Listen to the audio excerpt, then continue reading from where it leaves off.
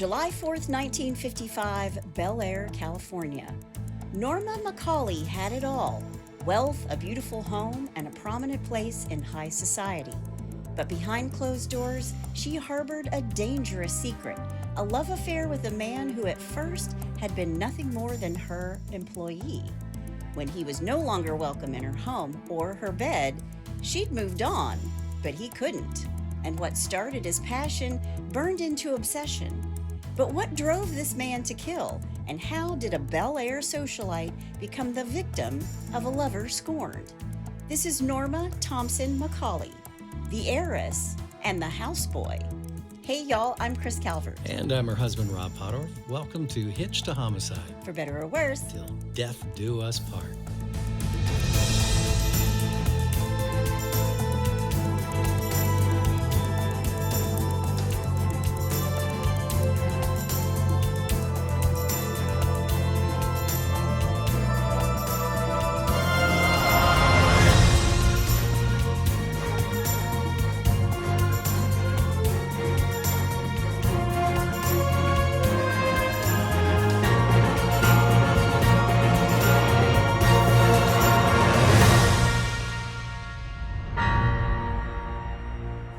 welcome back, everybody. Yes, welcome.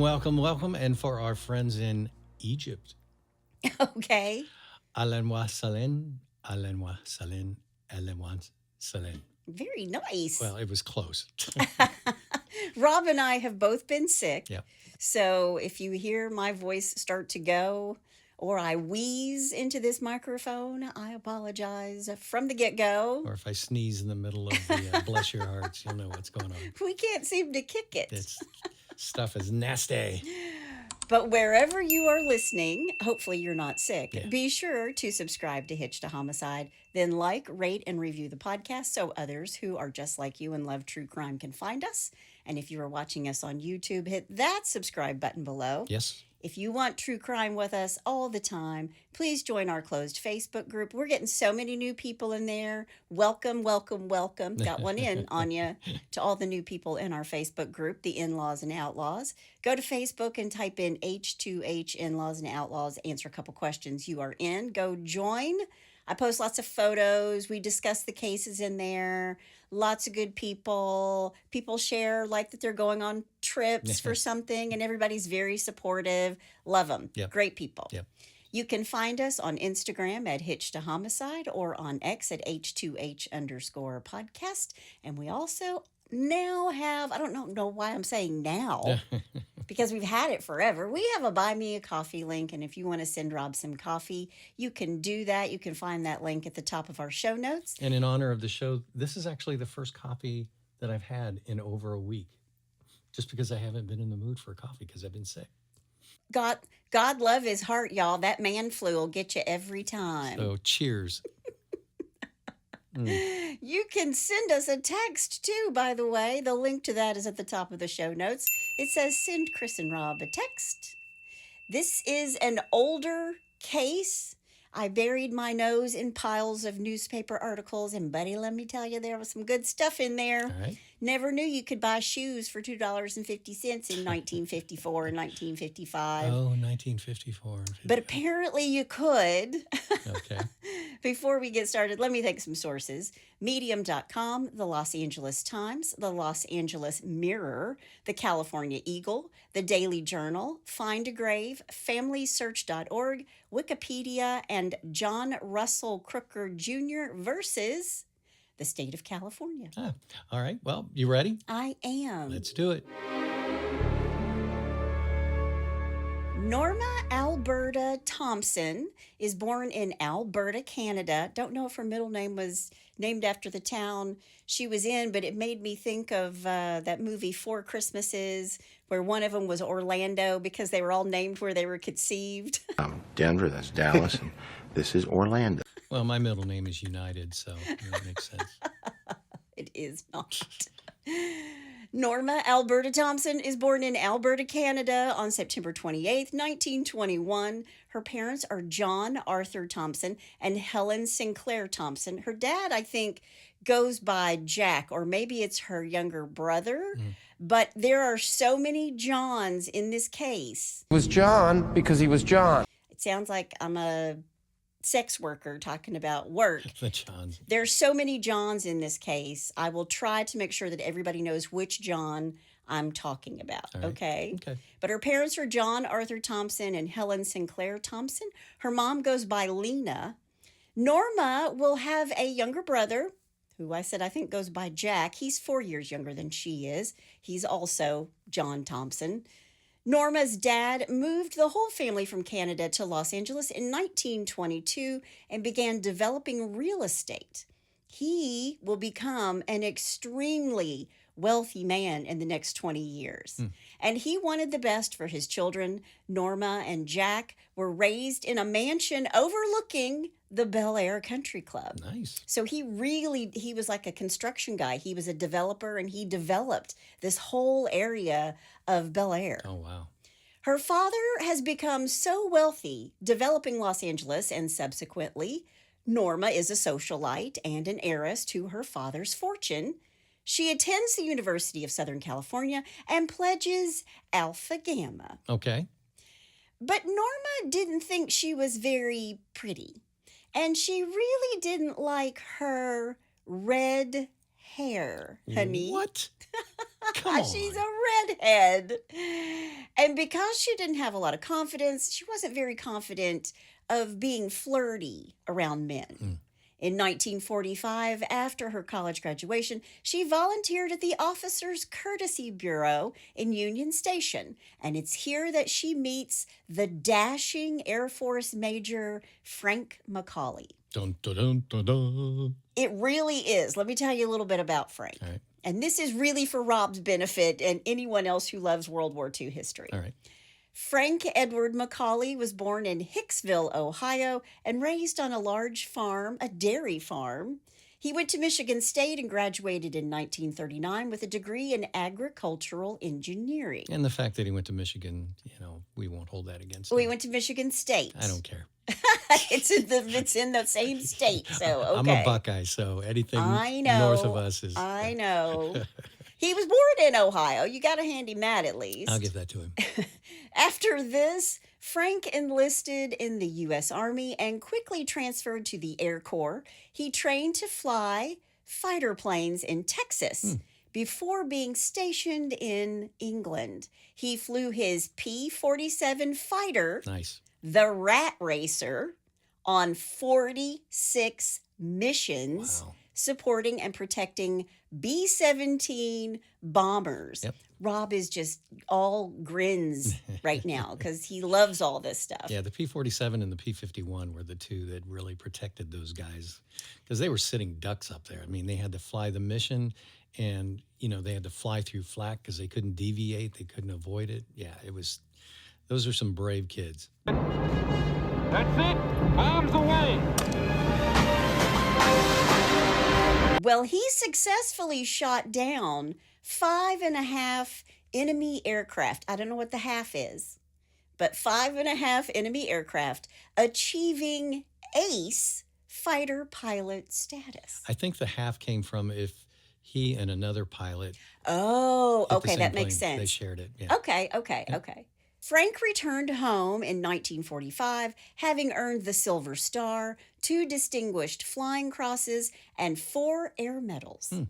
He would eventually receive the Congressional Gold Medal that was presented collectively to all 1,447 American aces. Nice. He is 5 years older than Norma. Okay. So he's handsome, and he's accomplished, and he's an American hero. And she meets him at Union Station, and he and Norma fall in love and get married within months of meeting each other. And as a wedding present, Norma's father gives the couple land in Bel-Air and then paid for their new home to be built. Now that's a wedding present. Exactly. Yeah. Wow. And Norma's dad brought Frank into the business of real estate development. Now, this house they're building, that her dad is building for her, it took a while to design and build. It was called the Wife Saver. Not lifesaver, but the wife saver. Okay. Because it had so many features to it that would save a wife time, which made me giggle. Yeah. And these were the houses that were in the new California style, where the backyards like dropped off to the cliffs.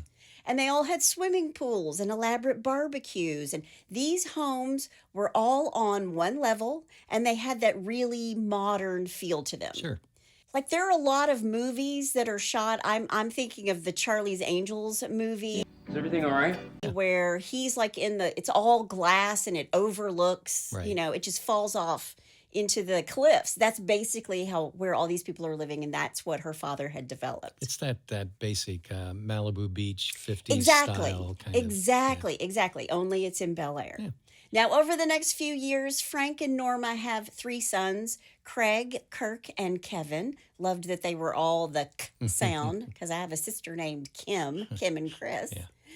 But even though they're playing happy couple, this marriage is not a good one. He's gone all the time. And this handsome World War II hero, I think he was probably having affairs on the side. And remember, Norma isn't all that confident in herself. Yeah. Okay.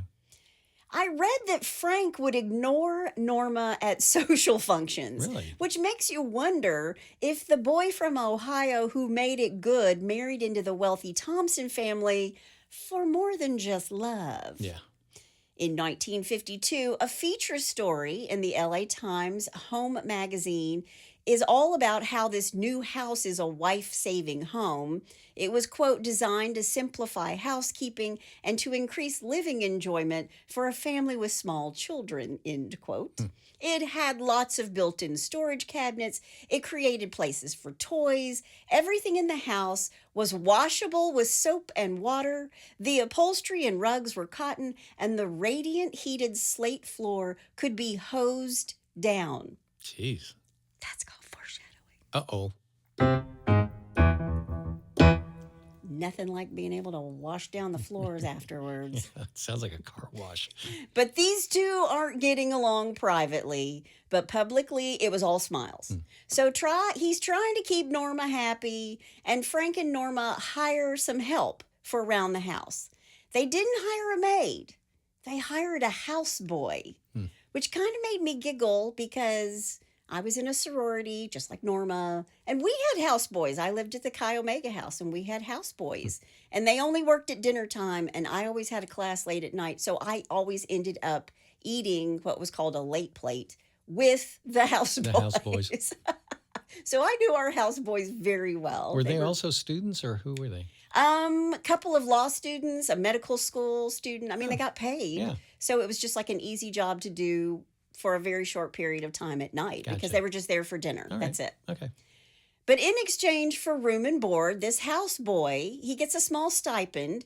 He would be responsible for babysitting, bartending. I mean, those two things, those just go together. If you're babysitting, you got to be able to make a drink, right? Yeah, exactly. And other like odd jobs around the house. And I guess this was pretty commonplace back then.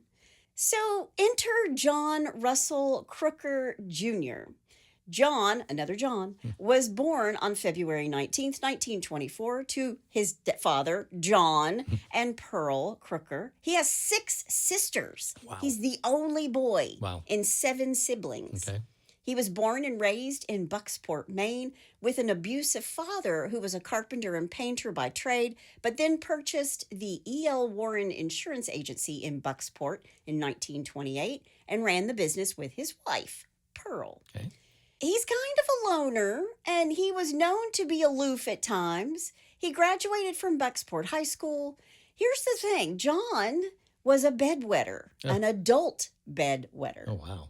John served in the Navy as a radar man and attended the University of Maine and USC before eventually getting his bachelor's degree at Pepperdine in Malibu. Now, I've said it before and I'll say it again. If you go to Pepperdine, I don't know how in the world you make it to class. Yeah. Because if you've ever seen this campus Oh, yeah. right there in Malibu, it's crazy. Yeah, it's the it's- most beautiful place ever. Sure is. So while he's at Pepperdine, he was into theater productions and he was a star of the debate team. John is then studying law at UCLA. He's 3 years older than Norma, and he's been married twice before he meets the Thompson family. Mercy. John's first marriage was to a woman who, like him, was from Maine. She lost interest in him, and he was so distraught that he tried to commit suicide after this marriage fails. Okay. When he made it to California and Los Angeles, he met another woman, Marion Frances Wooldridge, who was 10 years older than he was. He got her pregnant. Then they got married, but soon separated after his son Jay is born.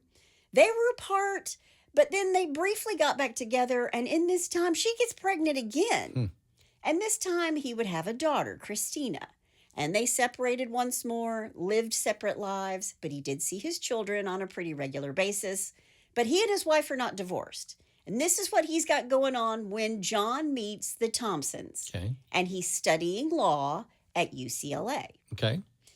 Now, Norma's not necessarily a beauty queen, but she was the daughter of a wealthy man, and she'd grown up with the best of everything. She's well-dressed. Her makeup was always perfect. She had her hair styled each week. And when John meets her, he thinks she is, quote, a rather attractive, quiet, unpretentious, friendly, sweet-dispositioned, socially very attractive person, end quote. Okay.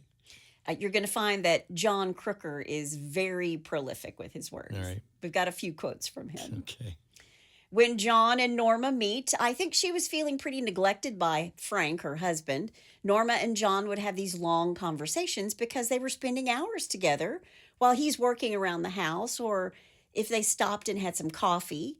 She starts to think of John as more than just the houseboy or the help. She's confiding in him, and she tells him, according to John, that she wasn't happy in her marriage and that Frank was out catting around on her. And she even spoke with her parents about getting a divorce. Again, according to John, Right. He said that he overheard this conversation. So she didn't confide in him that she wanted a divorce when he first arrives on the scene. But he is sort of her confidant, according to him. All right. Norma and Frank hosted tons of parties in this new house, at this wife-helping house. And their friends thought that John, the houseboy, they thought he was charming. He was always tending bar for these social occasions. And all the other attorneys that worked with Frank liked him and knew that he was in law school at UCLA, and some of them even offered him a job in their firm after he graduated. Well, Now, at one of these parties that took place, it was September 12th, 1953. The party's raging and the drinks are flowing. And as the night progressed, John would even take off his white coat and join in the partying at Norma's encouragement. She was like, come on, John, get out from behind the bar, take off that white coat, come play, come dance with us. right. So he's out on the dance floor cutting a rug with the Thompson's friends. But one night after one of these Frank and Norma's parties, Norma and John were the only two still awake. Frank had gone to bed. All their other guests had gone home. She's helping John to clean up after the party, and they sit down and they talk by the fire as the radio played. And then they slow danced, and then they kissed for the first time. You're the perfect girl for me.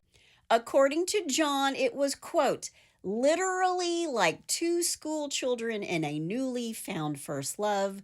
We sat there and held hands and talked and literally quaked in feelings for each other, also in the thought of having such feelings and having kissed while she was still married and her husband was there in the home, end quote. Okay, John may have been prolific, but he was the exaggerated run-on sentence. He was the exaggerated run-on sentence, and yes, he said literally like a Kardashian twice in the same sentence. Literally. We were literally like schooled, literally. Yeah. Oh, whatever. I hate that.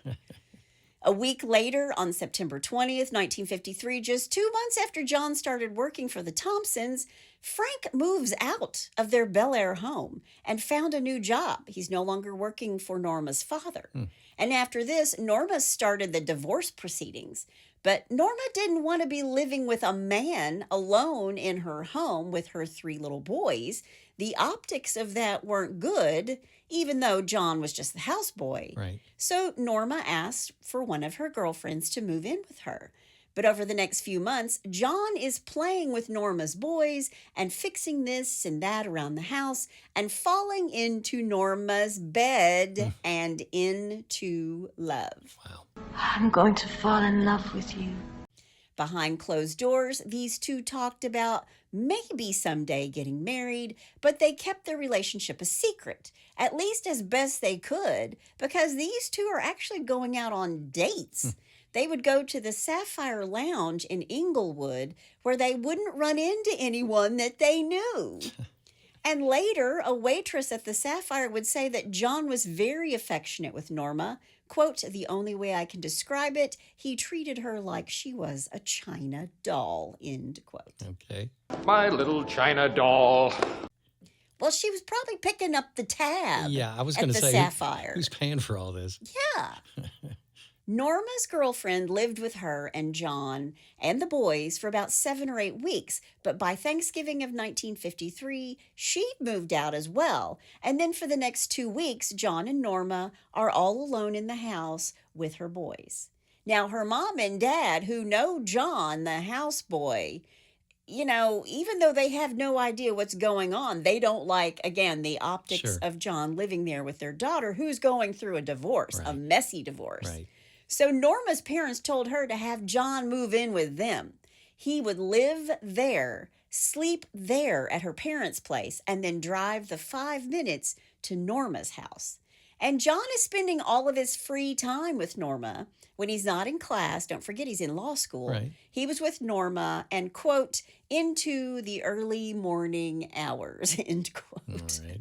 So he's showing up at the parents' house in the middle of the night, Yeah. even though they're asleep. But in the morning, he is there. Right. So they know he hasn't spent the night, well, at least the full night, at their daughter's house. Right. Norma is keeping up her own appearances, continuing her charity work with the Opera Guild and the Women's Auxiliary and the Women's Breakfast Club and the Assistants League. I mean, she's an heiress. These are the things she's doing. Sure. And while John is working for Norma, she and her parents just outright gave John around $2,000.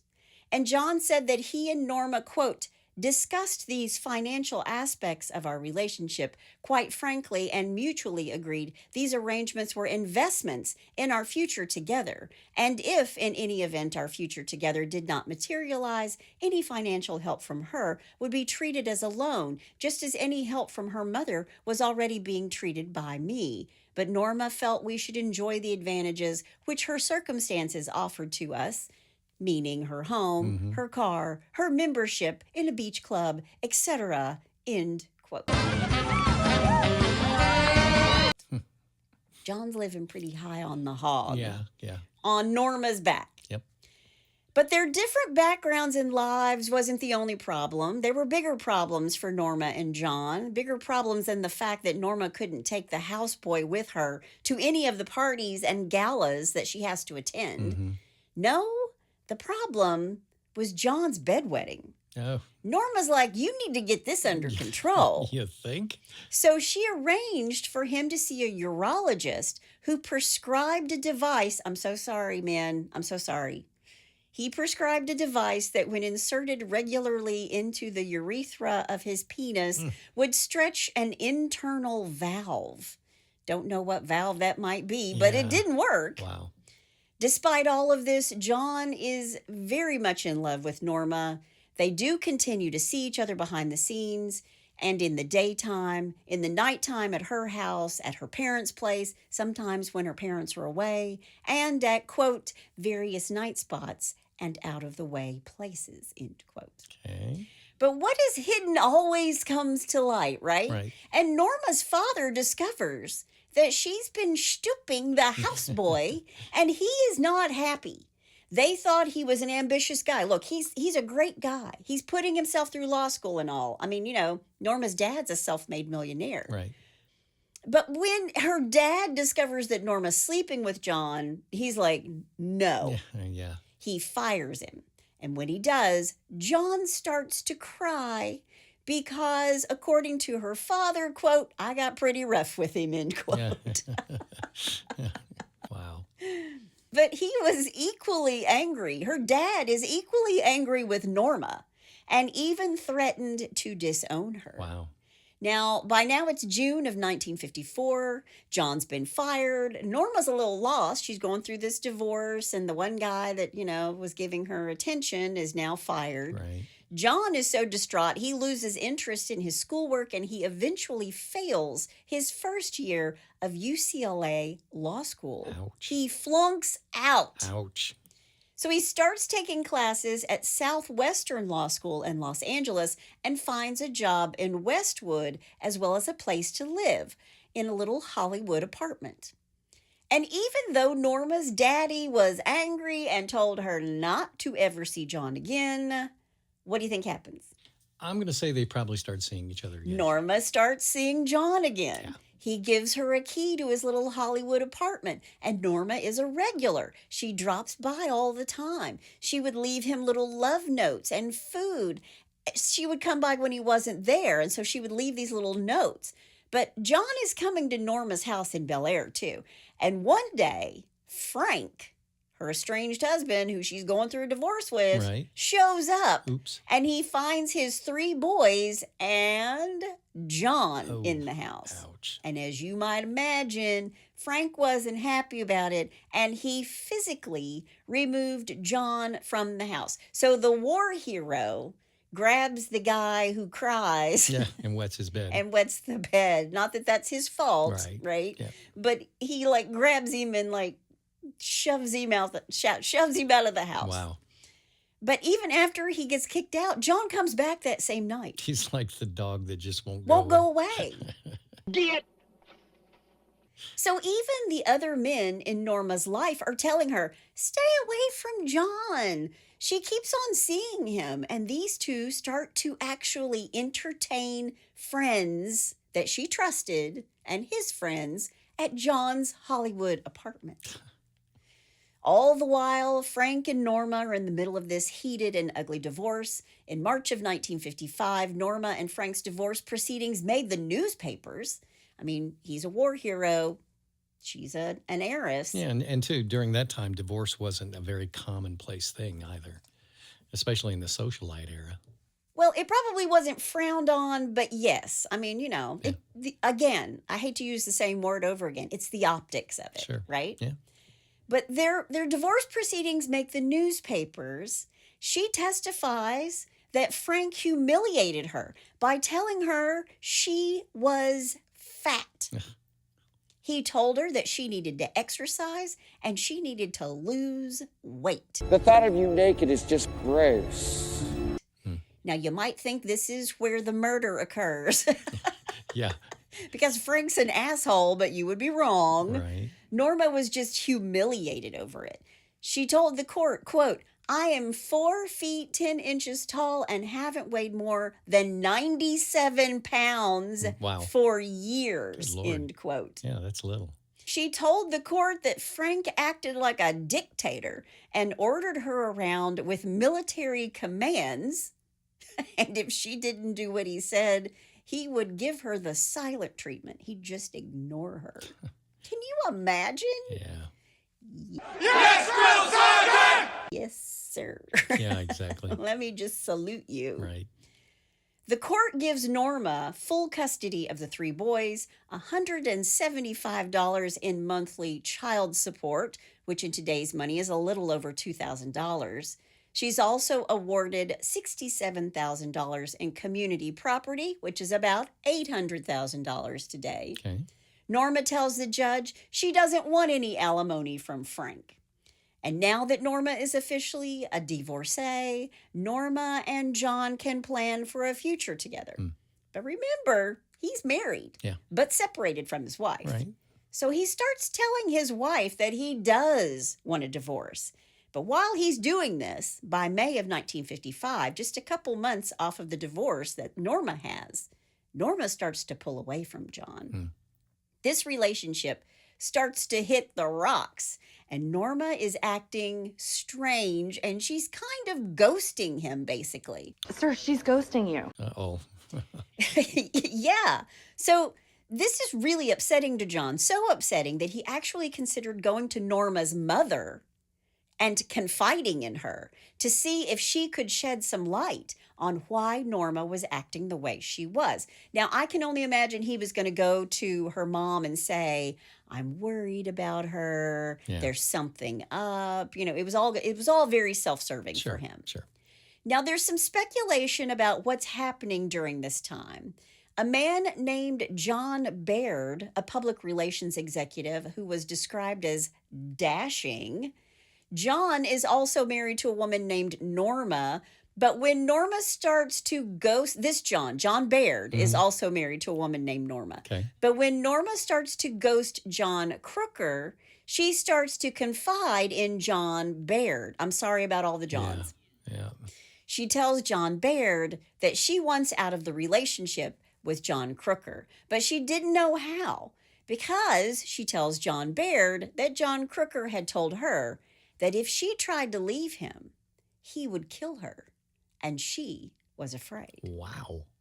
And when she tells John Baird this, he wants to call the police on Crooker. Yeah. But Norma wouldn't allow that. I mean, she's just survived a divorce where her husband said that she was fat and it ended up in the newspapers. Sure. If people discover that she was hooking up with a houseboy who on paper is married, Right. it could be devastating to her reputation. Right.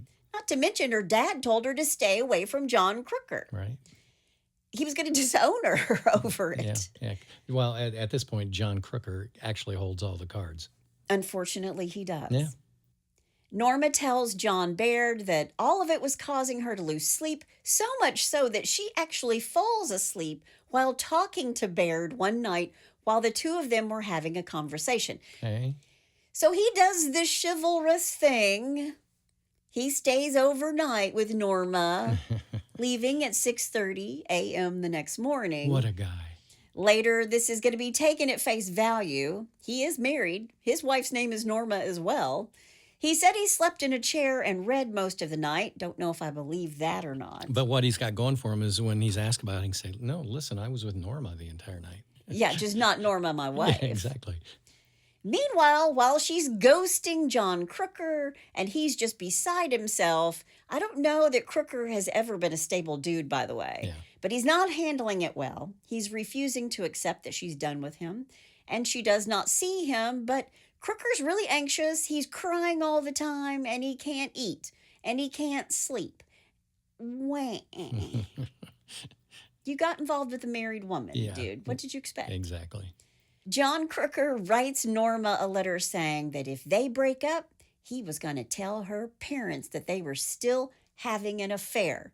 Quote, if my prayers are for naught, I will write to your father, your mother, and your brother separately and tell them that I am your husband, in fact. I will explain our love. I will describe the bond between us. I will tell them the moral course you should take. And if it is not pursued, I can no longer consider myself singly responsible before God, society, or myself for the past, the present, or the future, and I will be relieved of a great burden. End quote. Well, that'll get her back. Jeez. Duh. Who wants this letter? Oh, my God. He's basically saying, Hey, I'm going to tell on you. if you break up with me, I'm going to tell your parents and your brother everything that we did in the bedroom. And that, you know, we essentially did things that a husband and wife would only do. And I'm going to stomp my feet all around and scream and yell. Yeah. Jeez. A couple weeks later, Norma agrees to meet John for lunch. After this, she tells John Baird that John Crooker demanded $300 from her. He wanted the money so he could go back to Maine. And Norma's like, here, let me give it to you. Yeah. Here's the 100, 200, 300. There, go. No problem. Yeah, she's thinking this is money well spent. Yep. She pays him. He doesn't go anywhere. He continues to basically stalk Norma. He's desperate to see her. He's desperate to be with her. And on June 18th, 1955, John calls and tells Norma that he is coming over to her house, and when he gets there, he's going to hang himself in her backyard and in front of her 3 boys. Wow. Told ya, unstable. Yeah, you think? Norma calls one of her friends who tells her to call the police, and she does. And when John arrives at Norma's Bel-Air home, the police are there waiting for him. And he tells the police, I'm just here because I left a law school notebook somewhere behind. And then he goes, he leaves. Yeah. That night, John sends Norma a telegram saying, quote, if unable to contact you by tomorrow, I will proceed without further consideration, end quote. Good Lord. So he's saying, if you don't call me, I'm going to kill myself. Wow. And Norma does not contact him. And guess what? He doesn't kill himself. Of course he does. He doesn't do anything. Right. Then on June 26th or 27th, Norma tells John that she just had an abortion. Oh, And we're going to talk a little bit about this later. okay. But John sent her flowers, and on this day, John calls Norma's mother and asks to meet with her. And she tells him, I can't meet with you, John. We're getting ready to go out of town. I think they were going to Brazil. But she calls Norma and says, listen, John Crooker wants to meet up with me. Yeah. And Norma tells her mom, quote, oh, mother, don't waste any sympathy on him. He just wants money, end quote. Over the next several days, John called Norma 6 to 13 times each day. Wow. That's a way to get her back, Yeah. John Crooker. You know? Yep. Say you're going to kill yourself. You don't do it. Demand money. Yeah. Send flowers. Call incessantly. Yeah. All the stuff a woman wants to hear. Yeah, exactly. Then on July 3rd, John came to Norma's home, and according to him, she told him that someone had found out about her abortion and was blackmailing her. She tells him that she needs to stay away from him until she can solve this situation. Okay. So she's basically saying, hey, I had an abortion. Somebody knows about it. You got to stay away. Okay. You have to stay away from me. All right. So did she have an abortion? Was she ever pregnant? Yeah. Was this her whole ruse just to get rid of him Right, or right. to buy herself some time? Yep. Then on July 4th, 1955, while Norma's parents are away, Norma and her brother, who's also named John, for goodness sake, they decide to have a party at their mom and dad's place, which I thought was funny. I mean, they're both married, they have kids, and they're like, hey, mom and dad are gone. Let's have a 4th of July party. Let's do a kegger. Yeah. So they go to their parents' huge mansion. There was lots more space for the party. There's a giant pool, lots of room in the mansion. And Norma and her brother John have a cookout where their kids and adults, including Norma's boys and John Baird. And that day and into the night, Norma wore this bright red dress with a white scarf that was adorned with little pearl beads. Now, after dinner on the 4th of July, Norma takes her 3 boys and the nanny, her name is Laurie, back to their house. And she went back to the party where the remaining guests were dancing in the basement rec room. I thought that was funny. Again, Hey, put on some make-out music and turn out the light. dancing in the basement rec room Right. is John Baird and his wife, Right. the other Norma. Right. Then around midnight, the party breaks up. And who do you think drives Norma home? Let me guess. John? John Baird. He drove her home in her car while his buddies followed behind. He walked her to the front door, and then he hopped in a car with his 2 buddies, and he goes back to the Thompsons' home. I did read that there was another man who went home with her that night too. So I'm a little confused whether it was John Baird or this other guy. Gotcha. But she gets taken home, and the kids are already there with the nanny. Pretty much, though, if you just say John took her home, you pretty much hit. I've covered everybody. Yeah, you've hit that target somewhere. Now, while the party is still happening, back in Hollywood, John Crooker is losing his ever-loving mind. He's, according to him, so in love with Norma and so worried that someone was threatening her over the abortion. Not to mention, he's devastated that she's told him, it's over. Don't come near me. Right. I got to figure this out on my own. You got to go away. Right. So he drives his car to UCLA in Westwood, where he parked his car, and then he took a taxi to Norma's house. He does this while Norma is at the 4th of July party. He enters her Bel-Air home through an unlocked door, and then he hid in one of those mini closets that were so helpful for this wife-saving home. He hides in a closet by the nursery Who does this? Yeah. Who thinks this is okay? Yeah. John Crooker. As I said, he's stalking her. Right. So when Norma finally comes home after midnight, she goes to her bedroom and she lays down on this chaise lounge. I can see it now. She's in her cute little red dress. She's like ripping off her scarf, throwing it in the floor and laying down on the chaise. And she looks up and suddenly John is in her room. Oh, man. That's like some next level thriller movie stuff, Yeah, right? That's Alfred Hitchcock to the 10th degree. It's almost like, have you checked the children? Yeah. Jill, this is Sergeant Sacker. Listen to me. We've traced the call. It's coming from inside the house. Exactly. You know, the phone call is coming from inside the house. Yeah. I remember the first time I saw that, I was like, get out. Yeah. Man. That's a great movie, by the way, but you have to see the original one. Yeah. The original, I think it's like from 1977 or something. Right. But Norma stays calm, even though she's shocked to see John not only in her house, but in her bedroom. Right.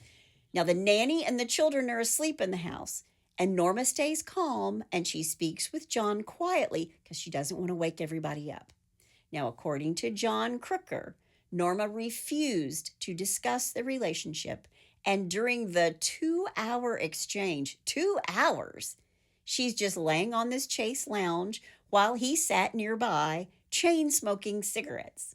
Now, I think that because they drove Norma home, she'd been drinking. Makes sense, right? Why couldn't she just drive herself home? She'd driven the nanny and the boys home. Right.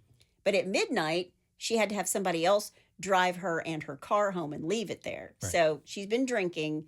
They're talking for 2 hours, and he's chain smoking. Right. And finally, Norma wants to go to bed, but John wants to talk about why Norma is rejecting him. Now, eventually, Norma falls asleep. Maybe she passed out. John stays right there by her side while he thinks about all of the things he's done to win her love back. And even though she'd been to see him and she'd given him glimmers of hope, he knows, she's told him, Norma is done. She's like, stick a fork in me, Right. John, I'm done. It's over. Yep. It's then, according to him, while she's asleep, that he realizes that Norma is never going to love him or be with him. So he goes to the kitchen and gets a steak knife. He goes back to where Norma is sleeping on this chaise lounge. And for a while, according to him, he just sits and watches her sleep while his anger and all his emotions just work themselves and him into a lather. Finally, he grabs Norma's throat. She wakes up and starts to scream. John covers her mouth with his hand and stabs her. Then he takes the white scarf that's decorated with the little pearl beads that's lying nearby. He wraps it around her neck and he uses it as a garrote. He suffocates her. He continues to stab her 11 times. Jeez. Twice above the left breast and once in the back. She was also stabbed under her left armpit. They think that those were defensive wounds, which makes sense. She's got her arm up, in front of her face. She's like doing this, and Right. he's like stabbing her in her armpit. Right. It takes a while for Norma to actually die, but very slowly she lets go of her own life. Wow. Then, after stealing some money from Norma's purse, John starts walking down the hill from Bel-Air back to UCLA in the middle of the night. When he gets home, he takes off his bloody clothes and puts them into the incinerator chute. And after this night, John Crooker never wet the bed again, Really? according to him. Wow. Just takes a murder, apparently. Gee whiz. Yeah, not some apparatus. Man. The next morning, Norma's 5-year-old son, Kirk, goes into his mother's room after the nanny, Laurie, asked him to go wake her. And he finds his mother's bloody body, still wearing the red dress she'd worn to the party the night before. Norma is face down with her knees on the floor as her body lays across this chaise lounge. The cover of the chaise is saturated with blood, and there are blood spots on 2 tiny little chairs that were used by the children when they would visit their mom's bedroom, which is so sweet because our kids had like little bitty seats. When they were little, they would like sit in, they had their own little like Barca loungers. Right. And that's what these little boys had. They had their size chairs to sit in their mom's room. Kirk goes back to the nanny and says, quote, "Laurie, you better go in. Mommy is in a mess," end quote. Wow. So her body is found with the blood-spattered white scarf twisted around her neck. The police show up. They start to interview all the usual suspects. Frank, her ex-husband, who police found at his sister's home in Pasadena. I read in the newspaper that he collapsed when they told him that Norma, his ex-wife, was dead. He was taken to the West Los Angeles police station where he broke into tears as Detective Sergeant Jack Hooper questions him. They had to give Frank a sedative. Before they give him Mother's Little Helper, he tells police that he was with his brother in another part of California on the 4th of July and returned to his sister's house in Pasadena without ever knowing about Norma's murder. So they rule him out. Right. John Baird was the last person to see Norma alive, him and the other guys that helped drive her back to the house. Sure. He told the police that the ex-houseboy had threatened to kill her if she broke up with him, and that Norma told him that herself. And they head directly to the former houseboy John Crooker's apartment. Now, they eliminate Frank and John Baird. They show up at John Crooker's Hollywood apartment. It's called the Jardinette Apartments at 5128 Marathon Street in Hollywood. While they're there, they question him. Then they take him into the police station and question him for hours. And I think what happens next is because they knew he was the killer. Okay. He tells the police that he had taken a drive to the beach on Monday, July 4th and had returned home alone to go to bed. They want him to take a polygraph test. And he's saying to them, look, I made it through one. I flunked out of one law school and now I'm in another law school. And I know I don't have to take a lie detector test. He was very aloof. He was kind of like, you're just a police officer. Right. I've been to law school. I don't have to take this lie detector I'm the test. smartest guy in the room.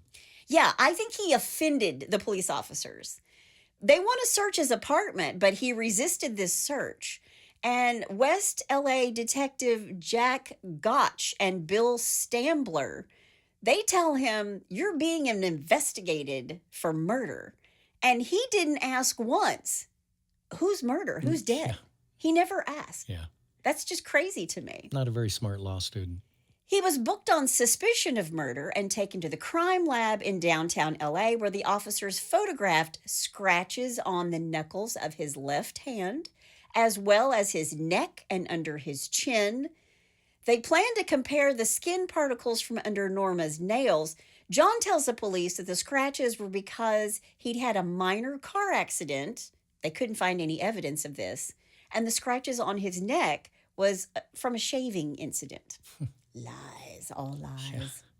Back at Norma's house, police found a packet of letters in her bedroom.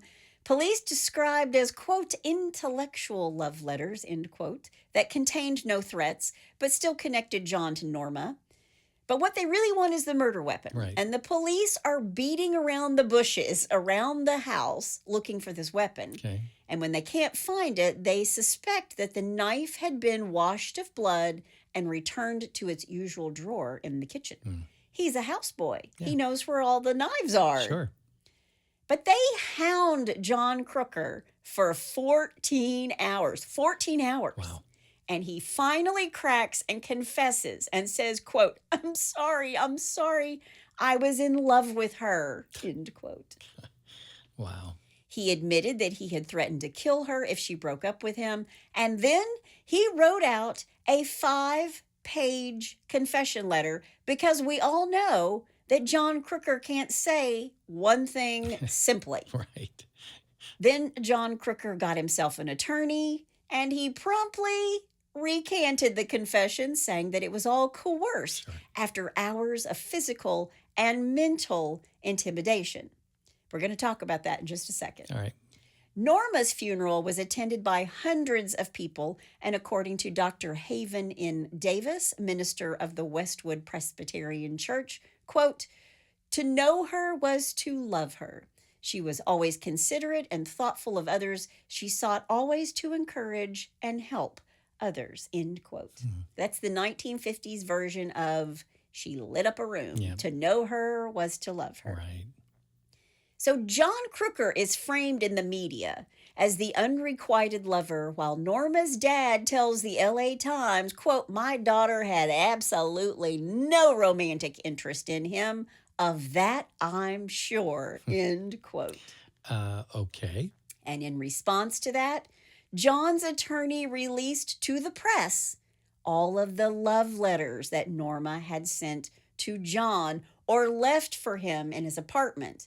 One of which John said was written on the morning of the murder after she'd stopped by his apartment and that she expected him to visit her that night. Really? She expected you to break into the house and wait for her while hiding in a closet, and she Yeah. was at a 4th of July party that she and her brother gave at her parents' home until midnight? She was really expecting him? Yeah. Yeah. Nice try. John Crooker will actually have 3 attorneys. First, Raymond Simpson, a man who was once John's law instructor. Then Gladys Tolles Root, who in turn stepped down for a man named Robert Armstrong. So what does that tell you? Yeah. Each one of them are going, man, I can't win this one. I don't want this case. Yeah.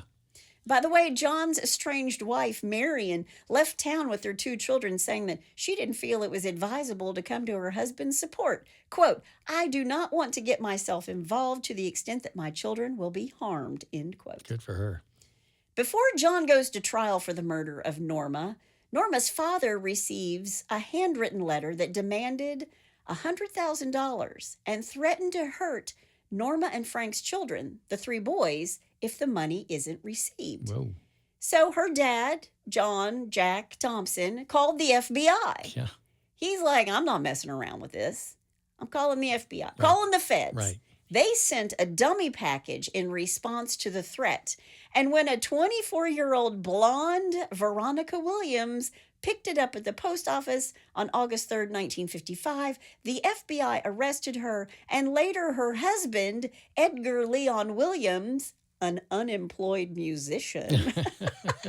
Typical. I was like, it's the blonde and the unemployed musician. Yeah. He wasn't a redhead. She pleaded guilty and was sentenced to 2 years. Her husband, the musician, the authorities couldn't link him to the crime. He served 0 time. And got a record contract. No, Maybe. I just thought that was funny because they just kept, in the newspapers, they kept calling her the blonde. The blonde. Wow. Yeah. When John goes to trial for the murder of Norma, her family testifies about all of John's threats. A taxi driver gets on the stand and tells the court about driving John to Norma's house on the night of the murder. For the prosecution, the forensic specialists showed the court that John's fingerprints were all over the murder scene.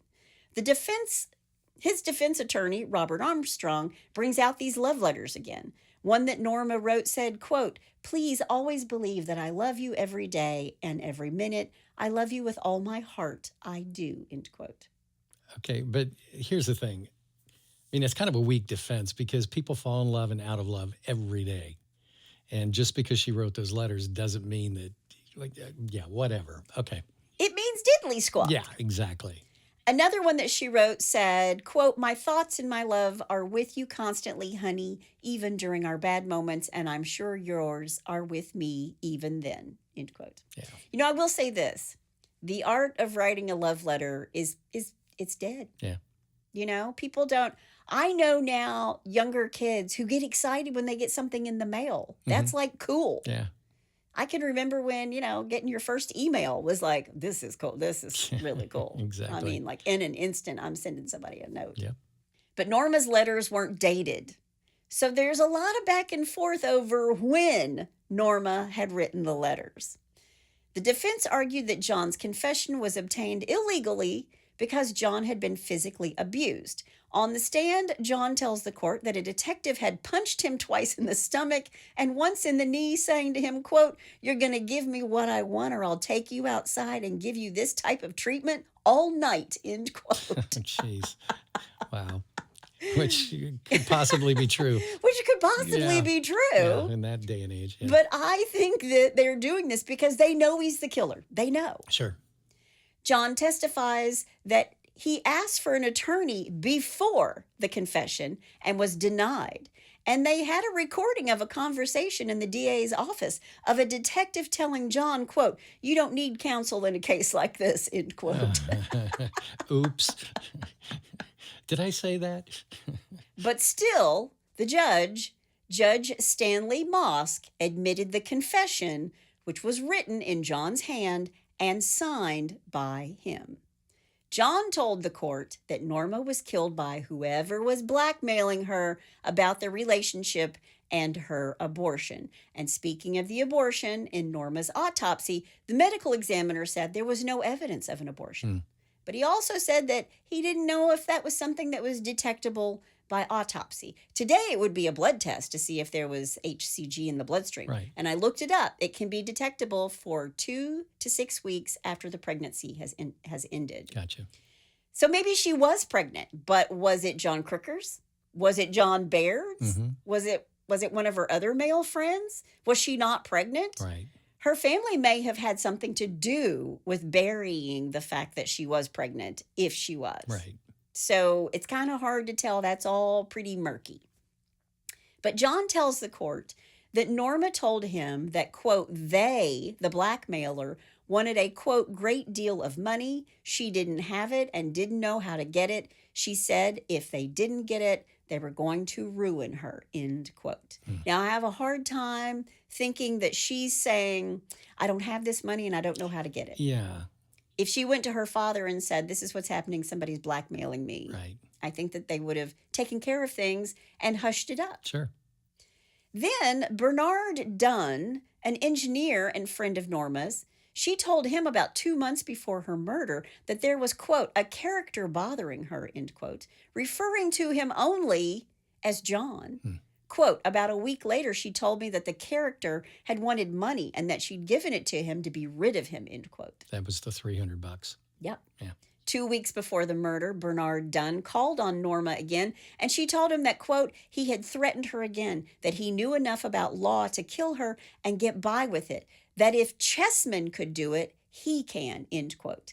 And what she's talking about, she's saying that he brought up Carol Chessman, who was sentenced to death for robbery, kidnapping, and rape. He wrote a bunch of articles and books from his jail cell in San Quentin. Okay. He was actually executed in 1960, but apparently law school students read all of this stuff that this guy, that this Carol Chessman, that he wrote. Right.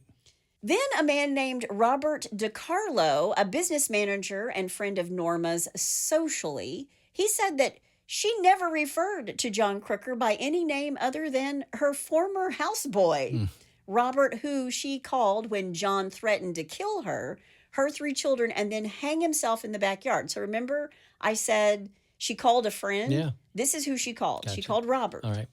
Quote, while we were talking, she said that she saw Crooker approaching the house. I told her to call the police. Later that day, she told me she called the police and that Crooker had lied to the officers by convincing them that she had asked him to come to her house, end quote. Then she called Robert again sometime between June 25th and 28th that John had called again threatening to call her mother and father, which he did. She told Robert that she'd told him to, quote, go right ahead, end quote, which sounds more like Norma. Right.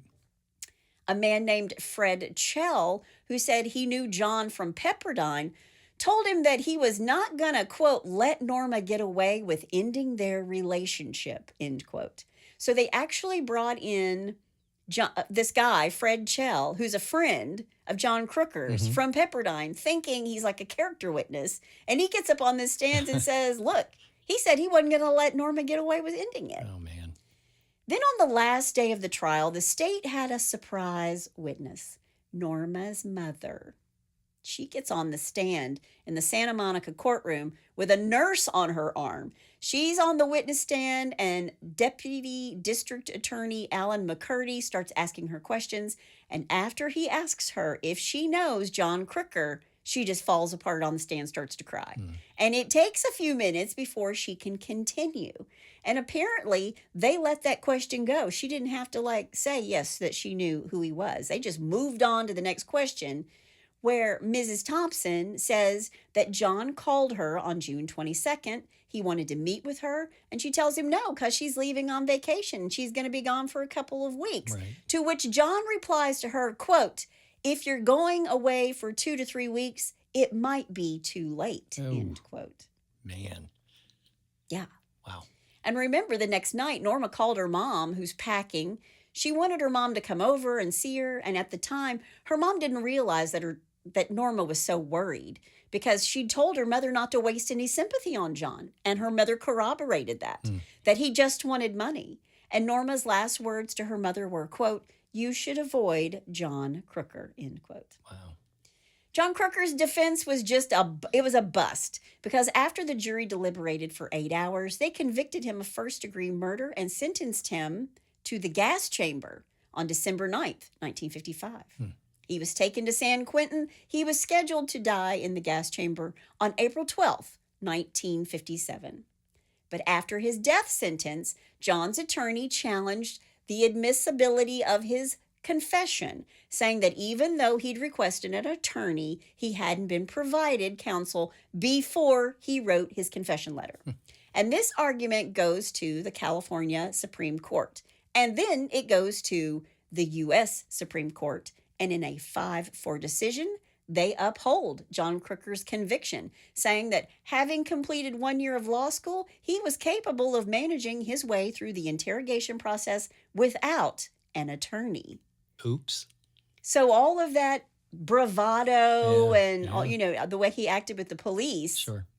it came back to bite him in the butt. Yep. Then in January of 1958, the newly elected governor Edmund D. Pat Brown appointed the same judge, Judge Stanley Mosk, who had presided over John's trial, as his attorney general. And Judge Mosk, now A.G. Mosk, himself questioned his own decision to admit the confession in the first place. And with Mosk's encouragement, Governor Brown commuted John Crooker's sentence from death to life imprisonment without parole on January 15th, 1959. So he was scheduled to die in April of 1959. But as soon as the old judge on his trial becomes the AG, he talks the governor into commuting the sentence. Wow. Governor Brown stated, quote, "The record clearly shows, and I personally believe, Crooker is guilty of murder in the first degree, but his crime was caused by passion and emotional factors and was not one committed for gain," end quote. So I guess if you kill in a crime of passion, that's different if you're killing for money. Wow. But in fact, in 1960, John Crooker confesses to murdering Norma to the associate warden at San Quentin. His name is Lewis S. Nelson. 8 years later, Governor Brown commuted his sentence even further, allowing parole, which John received in 1972. Oh my gosh. Now, I don't think that his confession makes it out until after he's out and just disappears. Jeez. He immediately married a woman who he divorced 6 years later. He married a fourth time, and he remained married to her when he died in Multnomah, Oregon on November 1st, 1992. He was 68 years old. Wow. So he confesses to the murder. He tells everybody. Yeah. He tells her, she tells everybody, "I'm going to kill her. If she leaves me, I'm going to kill her." He follows through with it, right? Then he confesses to it on paper and to all these cops. Then he recants it. And then the judge who lets the confession into the courtroom gets a guilty conscience and goes to the new governor and says, "I feel bad about this. Let's give him life in prison instead of, the death penalty." Wow. And then they just commuted it again and let him go free in 1972. Amazing. And then he lived a very quiet life on his own with 2 more women, 2 more wives, until he died 20 years later in 1992. Who are these women that married him? I don't know. I don't know. Who Jeez. could say? Wow. Who could say? I did think it was interesting that as soon as he killed Norma, that he never wet the bed again. Yeah. What is that? I know. And that's according to him. That's according to him. Right. But that is the story of the heiress and the houseboy. It's a cautionary tale, but that's all I have to say about that.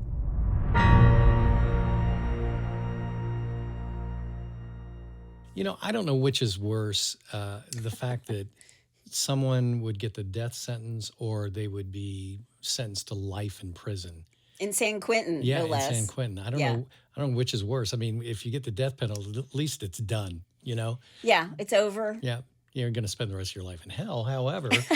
but, What's worse, yeah. spending the rest of your life in San Quentin or Maybe it's one and the same. or maybe. Yeah, could be. Maybe. Wow. I know. Well, so it's just amazing that he got out. That's crazy. It's crazy, but it was such an interesting story. You know, I love the ones like from the 50s. I love all the more historical ones. Oh, yeah.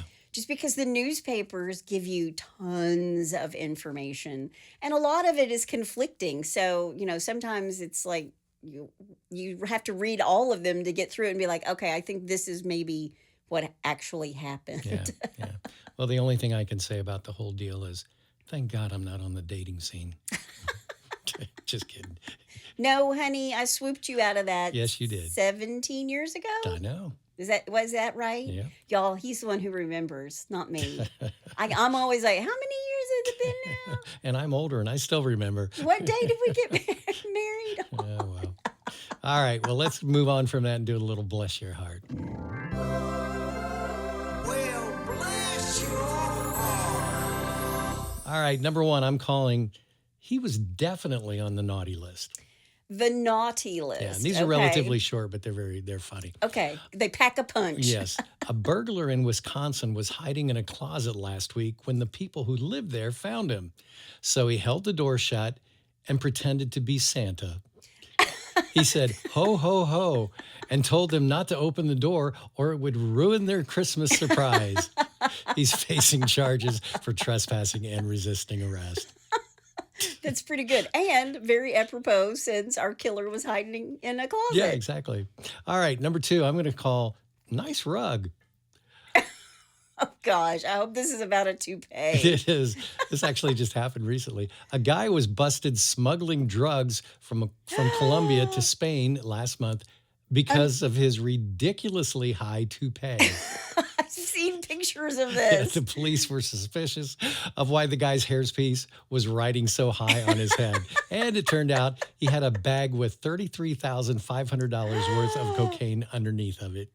And he just looked at himself and said, I have this beaver on my head and nobody's going to think anything about it. What's funny is that, I saw the picture of it. It looks more like a tumor than it does a toupee.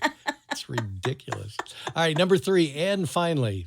Okay. And on the third day, a guy in Tennessee was busted for doing $30,000 in damages to a cemetery on Monday. Yeah. When asked why he did it, he said he was digging around the cemetery because his grandmother was buried there. My gosh. And he was trying to resurrect her.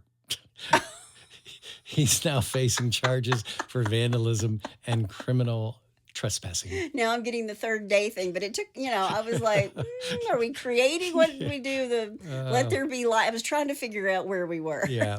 He was going to resurrect Grandma. Oh my gosh. And he was digging up the cemetery? Yes, he was digging, but who knows what he was really doing. He took some ghosts. There's some people not happy with him. Yeah. If he's in jail, they went with him. They're gonna bother him for the rest of his life. That's kind of like really, really bad karma. Yeah.